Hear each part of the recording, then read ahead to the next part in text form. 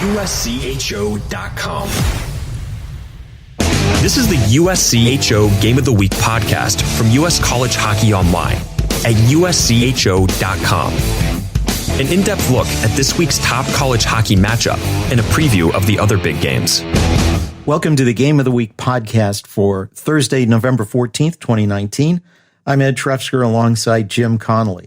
Two top 10 teams, two great rivalries, two upstate New York stories are the Game of the Week this week. And this week's Game of the Week will feature Cornell traveling to Clarkson, Clarkson that's a team that is on a 4-game winning streak coming in, and we're joined now by the head coach of Clarkson, Casey Jones. And Casey, you have to be really pleased with the way your team has played out of the gate this season. Well, I like the fact we figured out how to win some games here. You know, it's I think we're still a work in progress with where we want to go as a team, but generally getting a consistent effort.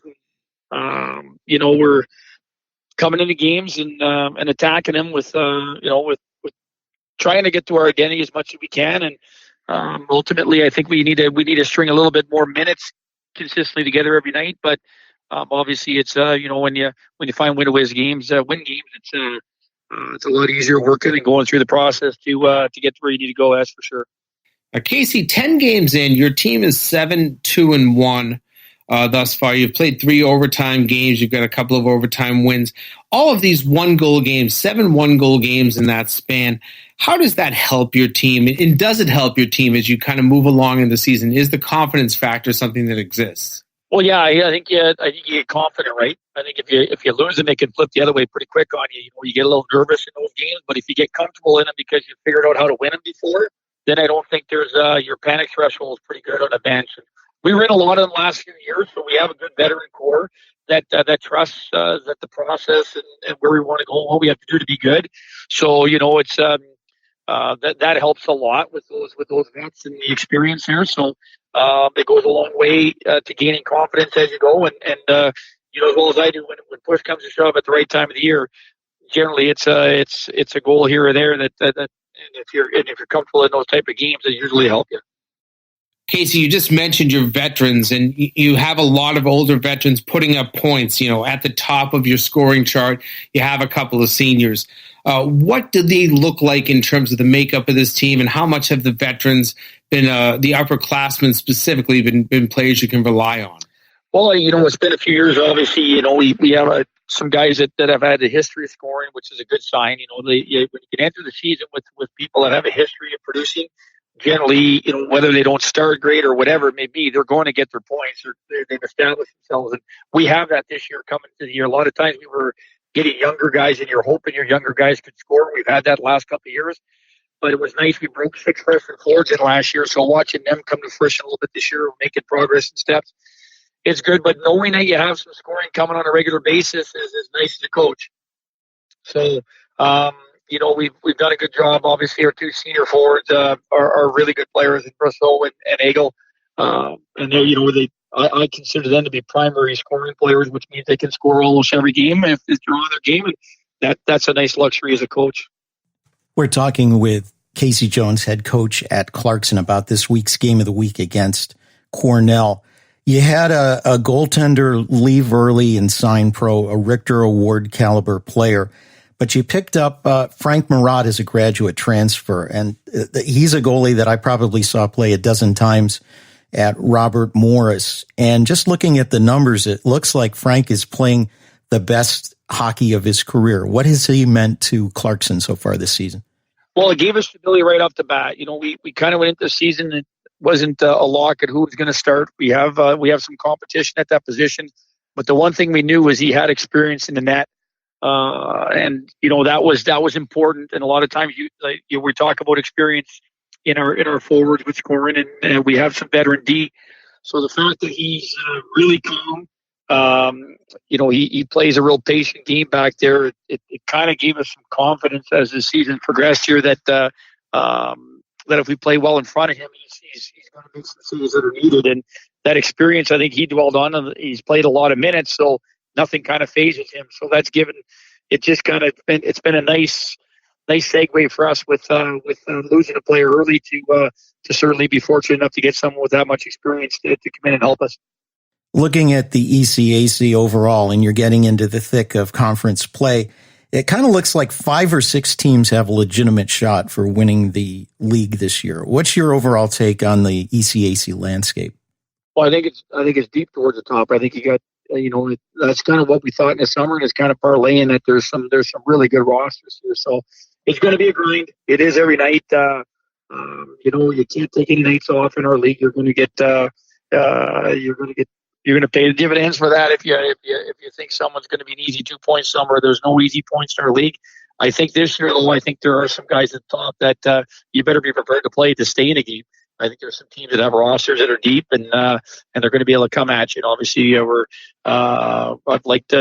looking at the 2 teams we're playing this weekend. It's weird. One team's got won a lot, and I watch Colgate's games, and they seem to have the puck a ton. They haven't been able to find as many W's, but they played everybody tough. They've beaten good teams, but they certainly have statistics on the analytics side of things that lend them to they're playing good hockey. Casey, I've seen Colgate, and they're about as tough a team as one can face. On to the game of the week, though. Your relationship, you have a great one with Mike Schaefer from your days playing and coaching together. What's the challenge, though, when you take on a team like Cornell?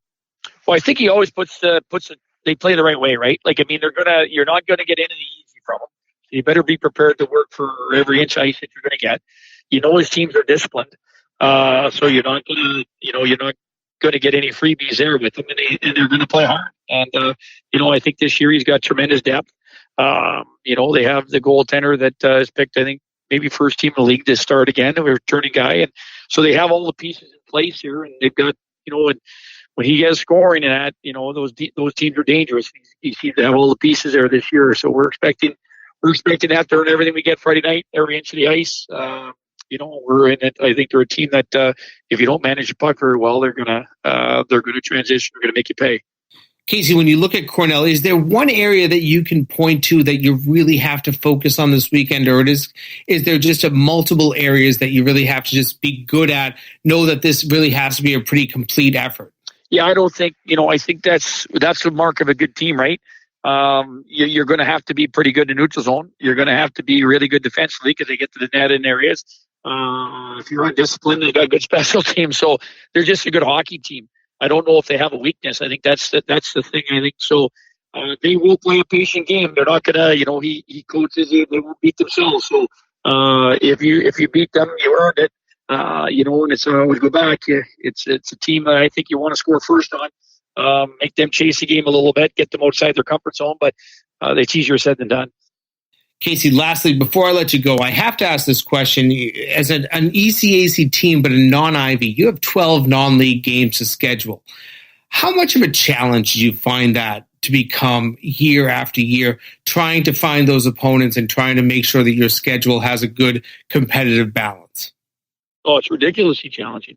When it's the teams don't want to travel.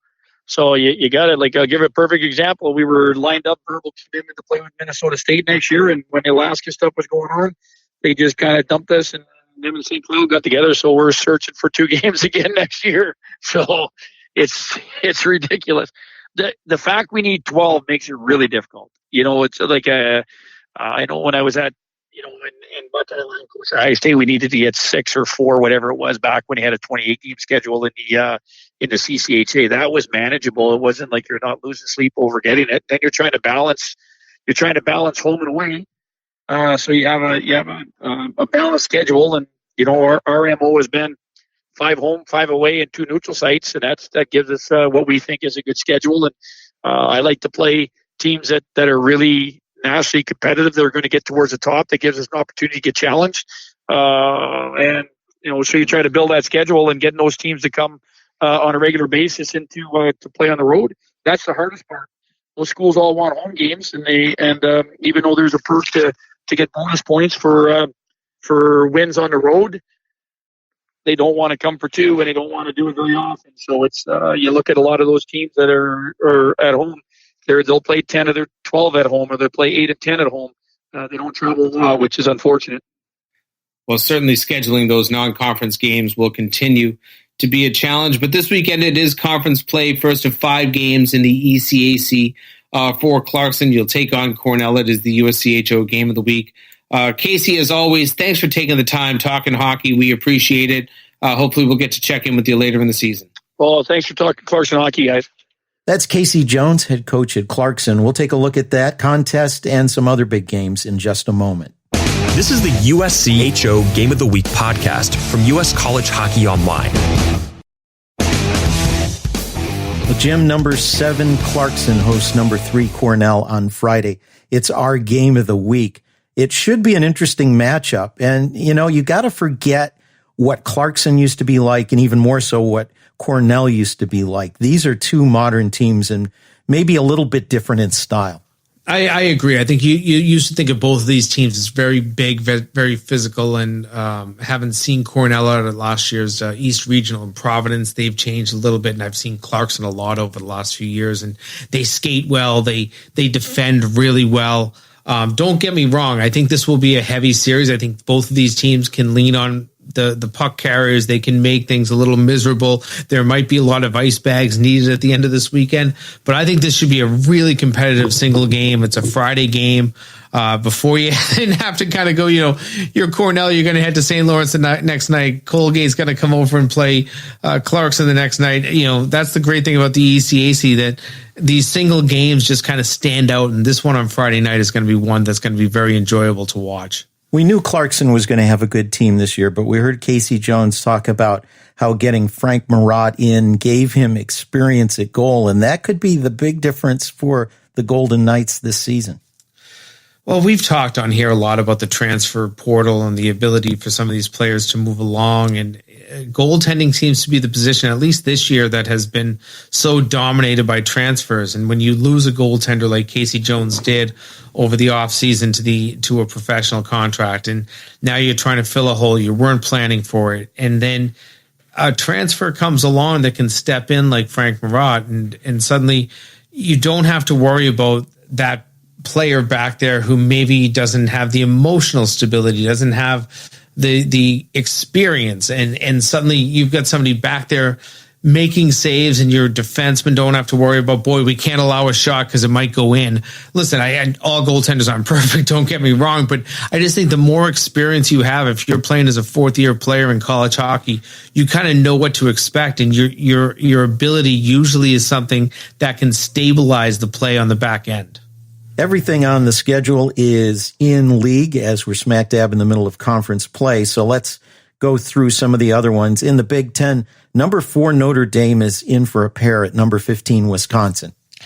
And talk about two teams that are maybe heading in different directions. Notre Dame, I don't want to say perfect. They've got a tie in their resume, but they haven't had a loss yet. They've stayed unbeaten. They had 2 really tight games against Ohio State last weekend. Wisconsin, though, they're licking their wounds a little. They're trying to find a way to get back to knowing what their team is and executing. They have some top players, but you have to play well every night, whether it's Big Ten play, non-conference play. I think Wisconsin is learning that they cannot just come out and have a 30-minute effort or 40-minute effort. It has to be 60 minutes, and if not, you take a little bit of a game off, and suddenly you're on the wrong end. So I think they're going to be looking at this. You're on home ice. You probably feel a little bit more comfortable. Tough team, no doubt, in Notre Dame, but at least it's an opportunity. You win these games. You win one, maybe take 4 of 6 league points, 5 of 6 league points. If you have to get into overtime or a shootout situation, you take those points and you feel pretty good about them. I really like Notre Dame this year. Ohio State has a terrific team. But Notre Dame found the way to win, especially overtime on Friday. So an impressive outing by the Fighting Irish. Yeah, I certainly think that Notre Dame has so much talent top to bottom. And the one thing I'm noticing is a lot of rookies stepping in and making a difference in that team. And when you know that you're returning a pretty solid core nucleus, and then you have some freshmen just jump in and start scoring goals and start making big plays, that goes a long way in the confidence meter for a team. If we had a second game of the week, or game of the week 1A and 1B, we'd be looking at this, a pair of games. Number 9 North Dakota heads into Magnus Arena to take on number 2 Denver. Yeah, no doubt. North Dakota, they're probably beaming with confidence at this point. And then you have Denver, and they get a couple of points in overtime out of a 3-on-3 situation last weekend. But they don't feel good about themselves coming back from Duluth, where they lost a 2-goal lead one night. They jumped out again on the next night, but still found a way to lose that game. And this is a team that walked into Duluth last week with all the confidence, 8-0. They're doing everything right. And then the games just don't go in the right direction. So I think, there's going to be something about heading home this weekend, and that's going to be a nice confidence factor for them. But North Dakota, it's very similar to what we just mentioned with Wisconsin.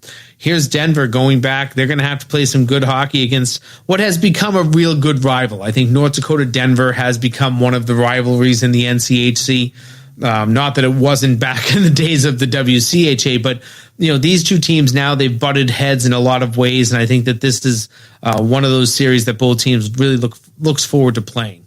NCHC fans will also have their eyes on this matchup of two ranked teams, a surging number 19 Omaha against what would have to be described as somewhat disappointing number 20 Western Michigan, which was strong out of the gate and has stumbled out of late, although seems to be turning things around just a bit. Well, let's head east to Hockey East.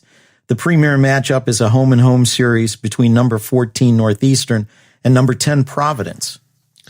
Yeah, and I liked a lot about what I saw from Providence last weekend offensively. Defensively, they had some breakdowns, but the reality is over a couple of nights, I think they scored 9 or 10 goals, and they could have scored 15 or 16 goals. And they, so when you're in that position that you're creating a lot of offense, that's great. Back end, obviously, Michael Lackey, the transfer, he's been pretty good. Found a way to get some points out of last week, and they took 3 out of 4 points. But you want to stabilize things, and then you can go over to Northeastern, same exact thing. They played maybe a different opponent, Merrimack, whereas Providence had BU, maybe a little bit more quality. Northeastern got 3 out of 4 of Merrimack. I'm not sure how satisfied Jim Madigan probably is not, leaving a point on the table against a Merrimack team that just hasn't been good out of the gate. Going up to North Andover is tough, so I get it, but I'm just wondering where Jim Madigan's mind is at. I haven't talked to him this week. So this series against Providence, these are two teams that have played some really competitive games over the last couple of years against one another. So I expect this to be nothing but the same. I just want to see if both defenses are just absolutely lock solid, or is it going to be an offensive battle between the two clubs? Couple of interesting matchups in Atlantic hockey, or rematches of the quarterfinals from last season. Robert Morris is at Bentley for a pair of games. They took out Bentley in 3 in the quarterfinals on the road last year, picked 7th before the season. Robert Morris is in first place in no small amount because of the play of transfer goalie Justin Kappelmaster. And then the other matchup of interest, RIT was on the road last year, got blown out in the first game, blew out Sacred Heart in the second, snuck through in the third game, and now Sacred Heart comes into RIT for a pair. Those will both have big implications in Atlantic hockey standings. Yeah, I think all 4 of these teams enter this weekend knowing they've done some good things. RIT probably the most. They, at 7-1-2, they're in a really good position. But I think that all 4 of these teams have expectations and had them coming into the season, and know that they all have the talent to be top tier teams in Atlantic hockey. So matchups like this, battles like this, are the ones that that it's not. I don't want to use the term easy night. That's an unfair term, because I think there's no easy nights in Atlantic hockey or across college hockey. But that you also are playing teams that at the end of the season should be right there with you, battling for whether it's first or second or fourth and fifth, or where you are in the standings. Maybe it's a bye, maybe it's whatever it might be. That you're in a battle in these games, and that getting 2 points is good, getting 3 points is better, getting 4 points is dominant. And that's how these weekends usually shape out for these Atlantic hockey teams. You want to take those 4, and boy, if you do, it's a statement. Looking at some rivalry matchups, there are a couple of them on the docket. They're not ranked teams, but they should be fun. It's a Thursday-Saturday split, Michigan State and Michigan. a classic rivalry. I don't think either of those teams are playing their best. I think both have had some real highlights. I think of Michigan State, being able to shut out Penn State last weekend. That's a nice feather in their cap. I want more out of these teams. I feel like these are two teams that should be kind of in position to dominate near the top of the Big Ten. But when they get to play each other, it's just like any other of these rivalries. Throw out records, throw out stats, just go out and play. You can put these guys on the ice at 11 a.m. on a Friday on an outdoor rink, and you'd still be able to get the intensity and the enjoyment for the players, because these are the special games that you want to play. The other matchup, a couple of Hockey East teams that are off to pretty good starts this season. Maine last weekend, you get to see them against UMass Lowell, a 1-1 tie Friday, a 3-2 loss on Saturday. UNH, New Hampshire, with a Sunday win, 3-1 over UMass. Good things from both those teams. Certainly, and I think that both coaches feel that their teams maybe are meeting their expectations. They are both teams are playing above the expectations of, say, the media or the fans coming into the season. I don't think that either one of these teams were picked to get to this week above 500. I think this should be a great battle. I think you have Maine, which is a heavy team. They like to lean on players. And I think UNH can skate. I think this team can really skate. They've been my dark horse all season. They continue to be a team that pleasantly surprises me. I picked them in the Hockey's picks over UMass last weekend. They delivered. I think that this is a great weekend of hockey, and it's nice to see these two teams competing well. Both of them are playing well. Their fans are into it, and I think that the atmosphere inside Alfond Arena both Friday and Saturday night should be unmatched.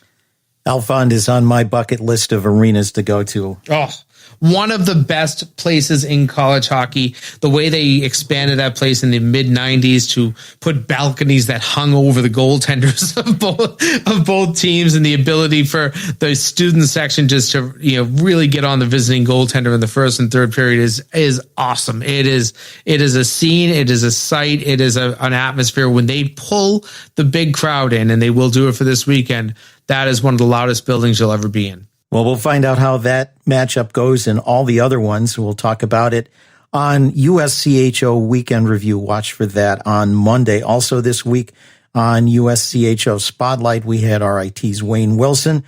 These three podcasts are all available at uscho.com/podcast, where you can listen online or subscribe.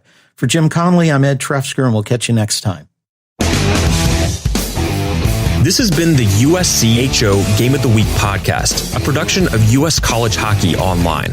Visit uscho.com/podcasts to listen or subscribe.